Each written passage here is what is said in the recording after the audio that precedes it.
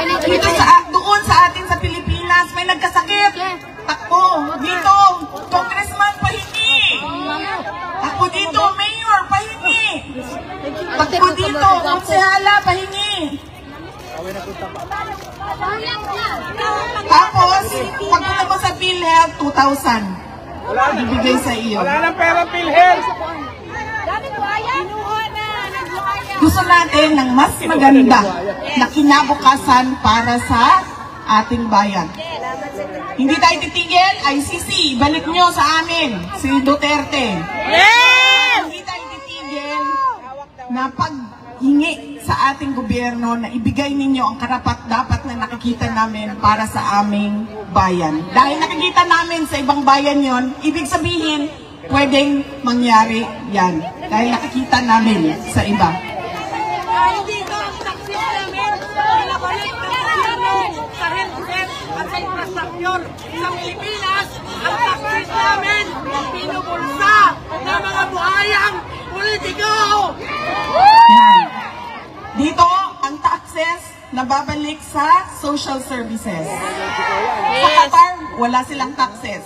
Baka may mag-isip sa inyo lumipat ng Qatar. Wala silang taxes doon. Walang deductions at all.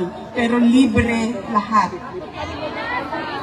Dahil, ano ba, ang treasure o kayamanan ng isang bayan ay hindi ang mga politiko. Ang kayamanan ng isang bayan ay ang mga mamamayan. Kaya dapat nauuna ang mamamayan bago ang politiko. Dahil ang trabaho ng politiko ay ibigay kung ano ang karapat-dapat sa bayan at sa mga mamamayan. Inday Sara Duterte!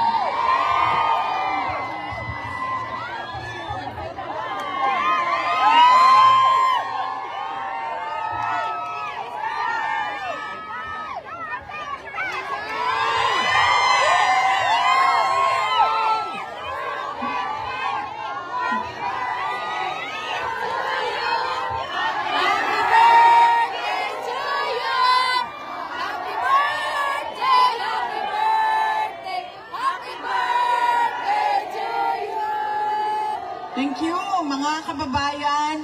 Assalamualaikum warahmatullahi wabarakatuh. Madayaw, maayong adlaw kaninyong tanan.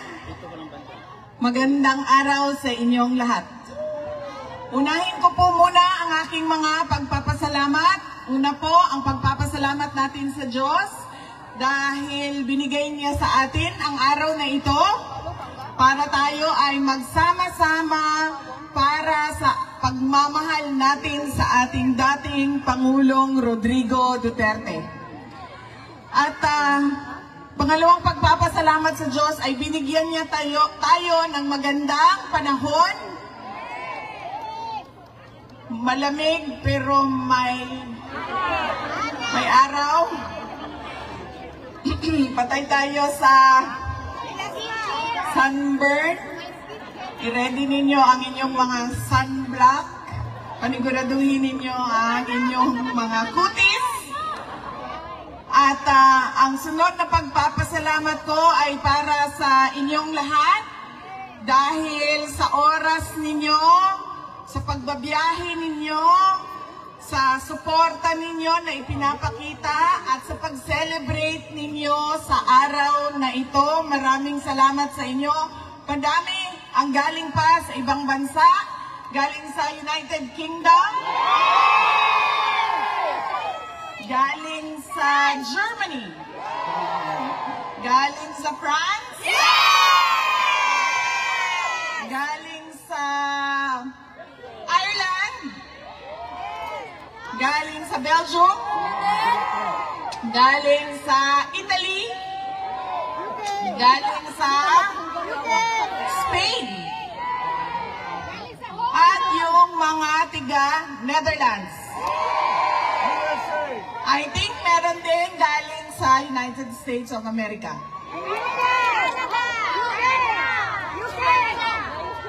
Hong Kong, ma'am, meron? Hong Kong? Oh, wow! Ang layo na biniyahin nyo, ha? Manila, meron pa? UK! Norway daw, Norway. Davao.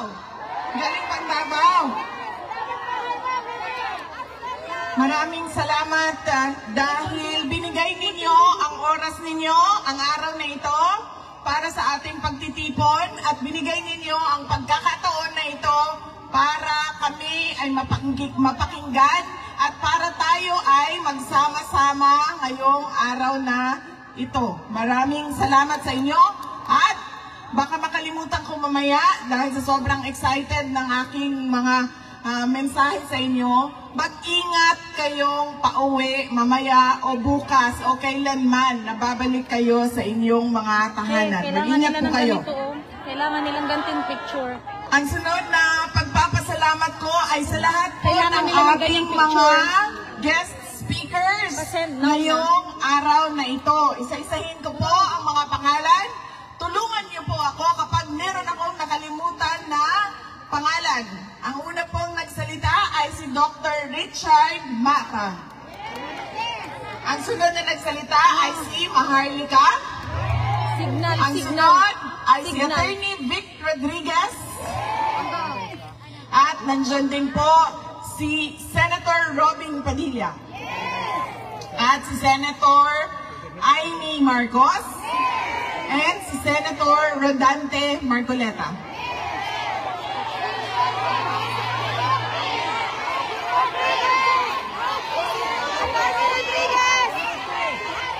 Sandali, magsabay-sabay ka nagsasalita, hindi ko naririnig. At, yes, of course, nakalimutan ko dahil dito na siya nakatira. Si spokesperson natin, Attorney Harry Roque. At nandito din si Congressman Bem Noel ng Anwaray Party List. Magta-take over kasi sila pag umalis ako dito. At si Councilor Gurley Balabang.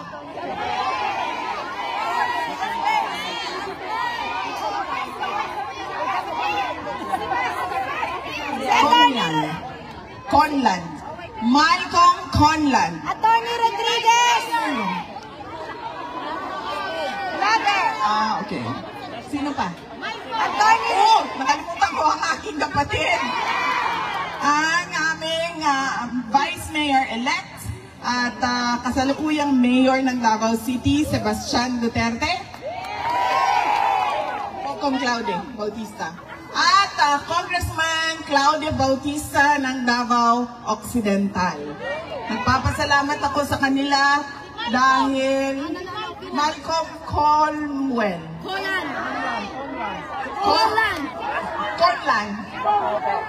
Oh, yan. At nandito din po ang kapatid ni dating Pangulong Rodrigo Duterte. Uncle ko po, si Benjamin Duterte. Okay. Meron pa nakalimutan? Attorney Rodriguez! Vic Rodriguez, tapos na, kanina. Tapos na, Dr. Mata. Asawa po ni Dr. Mata, Wala si pa. Mrs. Erica Mata. Okay. Sigurado kayo, walang nakalimutan sa pagpapasalamat. At ang susunod na pagpapasalamat ay sa lahat po ng volunteers ng ating rally gathering ngayong umaga na ito. Nagpapasalamat po ako sa kanila. Hindi ko po sila maisa-isa dahil napakarami po ng volunteers natin dito sa The Hague at sa Netherlands at iba't ibang mga lugar na nagsama-sama para mabuo yung ating pagtitipon ngayong araw na ito. Maraming salamat po sa ating mga iakyat po ang kamay, mga volunteers. Andyan po sila, mga volunteers natin. Maraming salamat sa inyo. Ang susunod na pagpapasalamat po ay mga kaibigan natin sa media. Dahil nandito sila, naninigurado na marinig ang boses natin sa buong mundo. At ang huling pagpapasalamat ay sa local government ng The Hague, Netherlands, dahil tinulungan nila tayo na mabuo yung ating programa ngayong araw na ito. Meron pa ba akong nakalimutan pasalamatan? Okay.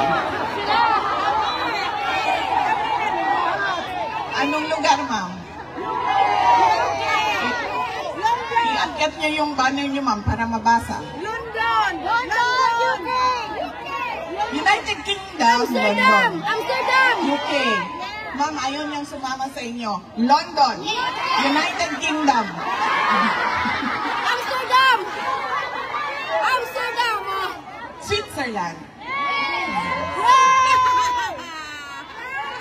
Okay. Butuan City, Mindanao.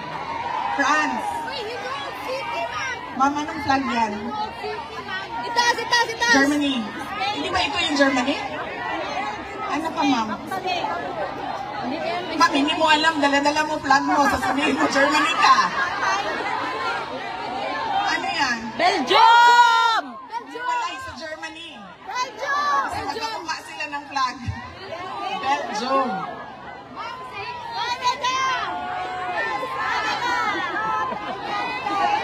Iceland. Canada. Denmark daw, Denmark. Tapos Canada. Okay? Please, power hugs, VP Inday Sara, pabalik na kaming Canada. Yes, ma'am, mamaya, meron po tayong one by one dito, ma'am. Sundin lang po natin yung instructions ng ating mga volunteers para mabilis at ma-accommodate natin lahat. Happy birthday to our future President, VP Inday Sara. We love you and we pray for you, Sara Natix. Maraming salamat. Happy birthday, VP Inday Sara. I love you from Canada, Sara Natix. Ma'am, hindi ko makita. From Sarana Movement. Ay! Magka-birthday tayo! Happy birthday, sir! Amik? UK. Maraming salamat. Ano po ang edad ninyo, sir? 58. Okay. Ako po ay 32. Thank you. Magkalayo po ang edad namin ni sir, pero pareho kami ng birthday. Ayan. 47 na. Ang susunod ko po, anong flag yung dala-dala nila? Ha? Yung flag na blue tapos may yellow. Bangsamoro! Sweden. Bangsamoro! Di bale, sa susunod na balik ko, sana hindi na naman nababalik ako dahil nauwi na natin si Pangulong Rodrigo Duterte. Ay, ma-memorize ko na talaga yung mga flag ninyo. Anong flag ito? Norway. Bangsamoro. Yung red, white, and red, ay blue, white, and red, France. France. Ayan. Ang susunod ko po na mensahe ay mensahe po sa ICC na pakawalan nyo na at ipadala nyo na pauwi si dating Pangulong Rodrigo Duterte sa Pilipinas. Dahil gaano man nasabihin nila na wala na kami kung paano siya kinuha, dinukot, kinidnap doon sa Pilipinas, ang importante ay nandito siya sa amin at tutuloy yung paglilitis, ay dapat hindi ganon. Dahil, di ba, sila yung nagsasabi, lahat may human rights. So, dapat ibigay din nila yung human right ni dating Pangulong Rodrigo Duterte na ibalik sa Pilipinas at i-check ng ating mga lokal na korte kung karapat-dapat ba na siya ay ipadala dito sa The Hague. Kaya dapat po hindi natin tigilan ang panawagan natin sa ICC to send him home. At huwag natin tigilan ang panawagan natin doon sa loob ng Pilipinas na lahat sa ating gobyerno ay dapat gawin nila, bring him home. Bring him home! Bring him home! Bring him home! Bring him home!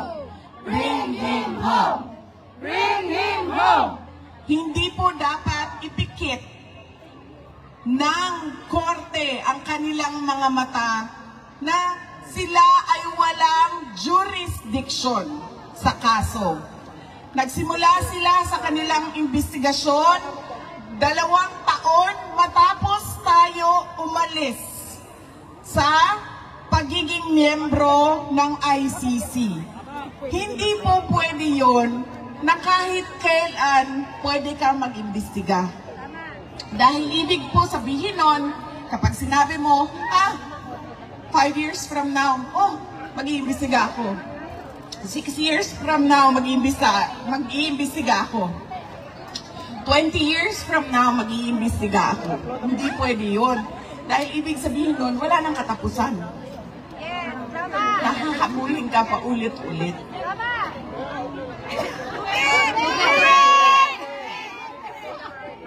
Ay, wala po si Kateki. Coco Martin! Hindi po naka-duty si Kateki. Ano nga bang pangalan mo, sir? Coco Martin daw! Coco Martin!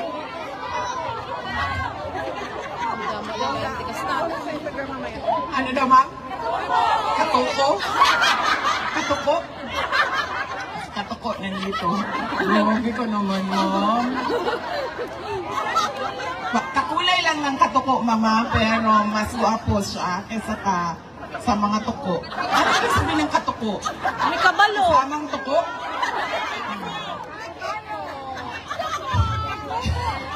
Hindi pwede. Hindi pwede. Na kung kailan mo gusto ikaw mag-imbestiga, ay ganun ang gagawin mo dahil hindi matatapos eh. Kaya wala na silang jurisdiction sa kaso na ito. Huwag nilang ipikit ang kanilang mata sa pagkidnap sa ating dating Pangulo, sa facts, sa katotohanan na wala silang jurisdiction. Kaya kailangan, huwag natin tigilan. Paulit-ulit ang panawagan natin, ICC, send him home. Yun lang ang hinihingi naming lahat, mga Pilipino sa buong mundo. Ibalik ninyo sa amin ang aming dating Pangulong Rodrigo Duterte. Yes! Ang susunod ko po na mensahe ay mensahe ng pagpapasalamat sa inyong lahat sa pag-celebrate ninyo. Unang-una noong birthday ni dating Pangulong Rodrigo Duterte noong March 28. At ngayon, ang pag-celebrate ninyo sa aking birthday naman, May 31. Binisita ko po kahapon si dating Pangulong Duterte. At sabi ko po sa kanya, ay, unang-una, hindi siya, nahihirapan siya maggupit. Ito pa ha, hindi marunong magluto, hindi marunong magwalis, ay, hindi marunong maglaba, hindi marunong maggupit ng kuko. Agoy! Kasi buong buhay niya pala ay manicurista yung naggugupit ng kuko niya. So kahapon, sinabi sa akin ng gwardya, ayan, may 2 nail cutter, gupitan mo yung tatay mo ng kuko. Hindi din ako marunong maggupit ng kuko ng ibang tao. Kaya ko yung kuko ko, pero pag kuko ng ibang tao, hindi ko magawa. So nahirapan ako na gupitin ang kanyang kuko. At 2 yung nail cutter, so 2 kami ng nanay ko, yung isang kamay niya nasa akin, yung isang kamay niya nasa nanay ko. Pag ganun siya doon,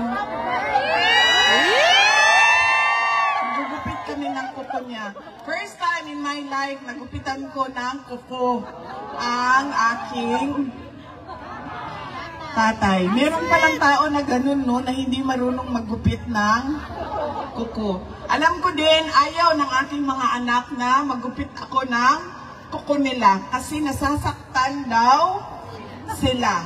Kay puok daw kaayo ko kung maggupit o kuko na wala nang naiwan na puti. Lahat yan.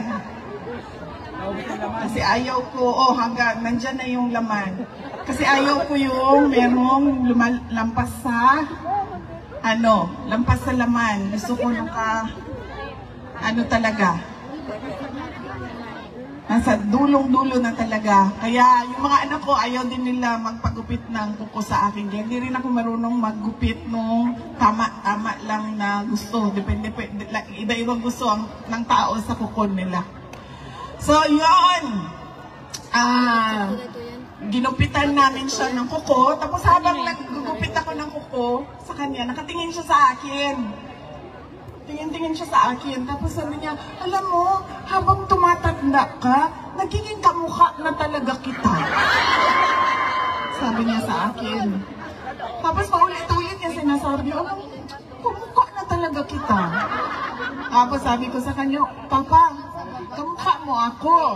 So sinong mas maganda sa amin ni mama ko? Ako o siya? Ay, sabi niya, mas maganda ka sa nanay mo. Pero sa totoo lang, alam nyo, ganun ba yun? Lagi yan, di ba? Na sabi nila, improvement of the race daw yan. Maganda ang nanay, mas maganda ang anak. Pero sa amin, hindi ganyan ang nangyari. Alam nyo po, mas maganda ang nanay ko kesa sa akin. Nasaan na yung...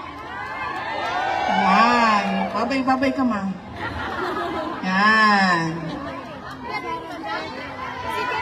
Kung ako ay 31 years old lang, ang nanay ko po ay 47 years old lang po. Yan. Teenage pregnancy po ang nangyari. Biro lang, ha? Baka meron na naman dyan mga ayaw umintindi at hindi pinipilit na mali ang nasabi. Yan po ang nanay ko. Kahapon, binisita namin si Pangulong Rodrigo Duterte. Masaya siya. Nagtanong naman siya. In-update ko naman na siya. Ano nang mangyayari sa oath-taking ng mga nanalo sa Davao City. Ano na ang oath-taking ng mga senators. At anong mangyayari sa July, sa August, sa September, sa mga kailangan namin gawin na trabaho sa Office of the Vice President at sa Davao City. Yan po ang mga updates. Pinaabot ko din sa kanya. Sabi ko, kung makapunta ka bukas, ay meron kaming rally para sa iyo at invited ka. Marami sa ating mga kababayan sa iba't ibang lugar ng mundo darating bukas para magdasal, para magpasalamat, at para ipanawagan sa ICC na ibalik ninyo ang aming pinakamamahal na Tatay Digong. Alam niyo po, kayong lahat ay nandito sa the Netherlands, sa iba't ibang bansa sa Europa o sa ibang continent. Dahil, bakit? Naghanap kayo ng oportunidad para sa sarili ninyo at para sa pamilya ninyo. Hindi po ba nakakalungkot yon para sa isang bayan na ang mga tao ay umaalis? Dahil unang-una walang trabaho. At kung meron ng trabaho na makita, ay kakapiranggot yung sweldo. Walang pabahay na kaya ng mga tao. Walang healthcare. Napakaganda ng healthcare ninyo dito sa Europa. Doon sa atin, alam nyo ba, di ba? Ang pamilya napupuno sa utang kapag nagkakasakit yung nanay, yung tatay, yung kapatid, yung anak. Nakakalungkot na ganun yung bayan natin. Di ba po ba dapat ang pangarap natin, ang vision natin, ang plano natin ay papunta doon sa kung ano yung nakikita at pinunta natin dito sa Europa. Pero hindi nangyayari yun. Dahil unang-una sa ating politika. Lahat na lang puro politika, lahat na lang puro dole out, lahat na lang survival ng isang politiko. At ang kanyang pamamaraan para siya ay re-elect na naman, mabalik na naman sa pwesto, ma-re-elect na naman. Pero kung makita mo, ay napakabagal ng pag-usad ng bayan o kung meron mang nakikita na pagbabago sa ating bayan. Kaya napakahalaga, mga kababayan, na tinutulak natin ang ating mga leaders na ibigay ang karapat-dapat na serbisyo sa taong bayan at sa bayan. Hindi mahirap hanapin, hindi mahirap tingnan, hindi mahirap tanungin kung ano ba yung karapat-dapat. Dahil nakikita natin yan sa ibang bansa. Nakikita natin sa Europe, nakikita natin sa Japan, nakikita natin sa Australia, sa Taiwan, sa Qatar. Galing akong Qatar. Nakikita natin. Pero bakit hindi natin nakikita sa ating bayan?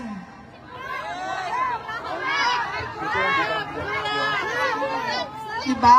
Hindi ko sinasabi na maswerte kayo kasi nandito kayo. Dahil marami sa inyo, hindi nyo naman dala yung pamilya ninyo eh. Yung iba, oo, nadadala nila ang asawa nila, ang anak nila. Pero yung iba, nandoon yung pamilya nila. At sila yung naghahanap buhay dito, naninigurado na makatapos, makapag-aral yung nandoon, may bahay, may kinakain, may nabibili. Nabibili ang gamit at mga pangangailangan. Kaya kailangan talaga itulak natin at hingiin natin sa gobyerno. Ibigay ninyo ang karapat-dapat at ibigay ninyo ang nakikita namin sa ibang bayan dito sa ating pinakamamahal na Pilipinas. Dahil masakit na kailangan umalis ng ating mga kababayan. At masakit din sa mga naiiwan doon, tulad namin, na wala kaming mapupuntahan dahil wala namang kaming bahay sa ibang bayan, sa ibang bansa, sa ibang lugar. Nandun lang kami, nandoon ang aming mga anak at nakikita namin araw-araw. Bakit ganito sa Pilipinas? Bakit doon sa ibang bansa? Dahil alam nyo ba? Alam nyo naman kasi nakikita nyo ako. Naglalakad lang ako dito. At kung nagmamadali, nagbabas, nagtatram. Bakit doon sa atin, sa Pilipinas, sasakay ka lang ng bus, bakit parang nakikipag-agaw buhay ka? Nag-aagaw buhay ka. Sasakay ka lang ng bus. Diba? Ang daming-daming namamatay sa tricycle, nababangga, nang-hold up. Bakit? Basta lagi. Masakit sa akin. Lalo na nung gagagaling ko lang sa Qatar, ma'am. So doon sa Qatar, meron silang national ID. Sabi nila sa akin, lahat ng pangangailangan nila nandoon sa loob ng national ID nila. Ganito din sa iba't ibang bansa, diba? Nandoon na lahat. Healthcare mo, driver's license mo, utang mo nandoon. Diba? Nakikita yung utang mo. Nakikita doon kung nahuli ka na ba o hindi. Nakikita doon lahat. Nakita. At pupunta ka sa hospital, o ayan ang health card ko, babayaran yan ng gobyerno ang aking pagpapagamot.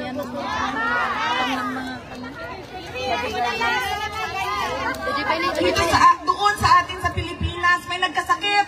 Takbo, dito, congressman pahingi. Takbo dito, mayor pahingi. Takbo dito, konsehala pahingi. Tapos, pagpunta mo sa PhilHealth, 2,000. Ibigay sa iyo. Wala nang pera PhilHealth. Gusto natin ng mas maganda na kinabukasan para sa ating bayan. Hindi tayo titigil, ICC, balik nyo sa amin, si Duterte. Hindi tayo titigil na hingi sa ating gobyerno na ibigay ninyo ang karapat-dapat na nakikita namin para sa aming bayan. Dahil nakikita namin sa ibang bayan yon, ibig sabihin, pwedeng mangyari yan. Dahil nakikita namin sa iba. Dahil dito ang taksis namin, pinabalik ng gobyerno sa health care at sa infrastructure sa Pilipinas. Ang taksis namin, pinubulsa ng mga buhayang politiko. Yan. Dito, ang taxes nababalik sa social services. Sa Qatar, wala silang taxes. Baka may mag-isip sa inyo lumipat ng Qatar. Wala silang taxes doon. Walang deductions at all. Pero libre lahat. Dahil, ano ba, ang treasure o kayamanan ng isang bayan ay hindi ang mga politiko. Ang kayamanan ng isang bayan ay ang mga mamamayan. Kaya dapat nauuna ang mamamayan bago ang politiko. Dahil ang trabaho ng politiko ay ibigay kung ano ang karapat-dapat sa bayan at sa mga mamamayan. Kaya huwag ninyong kalimutan sa araw na ito, May 31, pagpapasalamat sa Diyos, pananawagan sa ICC, huwag tigilan hanggang hindi ibalik yan. Patay digong natin. At pangatlo, panawagan, demand sa gobyerno ng Pilipinas, ibigay ninyo kung ano yung karapat-dapat para sa taong bayan at sa bayan. Yaan ang tatlong mensahe na kailangan natin isa puso at isa isip lagi. Na kahit saan man tayo pumunta, ay kailangan natin magkaisa. Nagawin at magkaisa sa panawagan at magkaisa sa demand natin sa ICC at sa ating pamahalaan. Hindi po mahalaga ang reconciliation. Bakit ba? Bakit mayroong reconciliation? Mahalaga ba ang problema natin na personal? Diba mahalaga ba ang away nating dalawa, ma'am? Hindi. Ano bang pakialam ng mga naghihirap, nagugutom, hindi makapag-aral sa away nating dalawa? Unahin natin ang trabaho. At unahin natin ang pangangailangan ng taong bayan. Yaan yung trabaho nating lahat bilang mga mamamayan. At mga mamamayan na nagmamahal sa ating bayan. Yan po ang kailangan nating gawin. Isa puso, isa isip.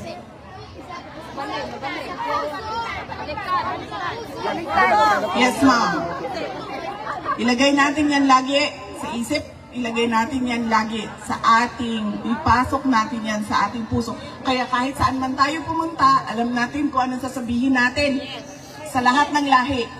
Hoy, ICC, unang-una, ibalik nyo yan. Pangalawa, oy, kami pala yun, nasa gobyerno ng Pilipinas. Oy, Inday Sara, magtrabaho. Huwag na yan unahin yung pakikipag-away. Personal na mga problema ng mga politiko. Yan po ang kailangan natin gawin at yan ang ating panawagan. Alam niyo po, madami ang nag-celebrate ng May 31 dahil birthday ni Sir. May gawin, Sir? Marami ang naghanda. Nagpapasalamat ako kay Senator Amy dahil merong 3 lechon sa likod para daw sa inyong lahat. At merong 300 na cupcakes galing kay Senator Amy para daw sa inyong lahat. Sa Pilipinas at sa iba't ibang lugar sa mundo, madami ang nagpa-party at nagpa-Thanksgiving. Marami ang nagpa-feeding at nagpakain sa mga gutom. Marami ang namigay at nag-share ng blessings nila sa iba't ibang mga kababayan natin doon sa iba't ibang lugar sa Pilipinas. At marami ang nagbigay ng kanilang mga birthday wish. Alam niyo po, ang wish ko ngayon, na birthday ko ay ngayong 28 years old na ako. Ano ba nabababa, sir? Ano? Kanina 32, na naging 31. Ngayon naging 28 na. Pagkatapos ko dito, ay 15 na lang talaga yan, sir. 15 years old. Ngayong araw na 28 years old ako, unang-una, sana ay bigyan kayo lahat ng Pilipino sa buong mundo ay bigyan ng Diyos ng magandang kalusugan, good health. At pangalawang birthday wish ko ay sana lahat ng birthday wishes ninyo para sa akin ay ibigay din sa inyo ng Diyos. Papasalamat po ako sa kasiyahan ninyo sa araw na ito dahil meron tayong sineselebrate pero nalulungkot din tayo dahil hindi natin kasama si dating Pangulong Rodrigo Duterte. Na sana ay sa susunod na May 31 ay makita ninyong naglalakad na siya, nakalaya at maka-attend ng mga birthday at celebration at makabalik na siya sa Davao City bilang mayor ng syudad ng Davao. Yes, ma'am. Sabi nga nung mga Qatar, ma'am, sana naman bago pa sa pag-uwi daw ni Pangulong Duterte ay dumaan siya ng Qatar. So sana din na pag siya ay nakalaya ay pwede siyang mag-program muna dito. Sa The Hague bago siya bumiyahe pauwi sa Pilipinas. Mga kababayan, ang lahat ng ginagawa natin ay para sa Diyos, sa bayan, at sa bawat pamilyang Pilipino. Syukran.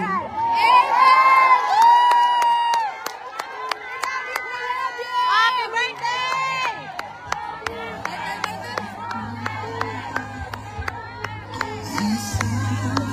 Si Kuya po nakakanta ng Duterte pa rin.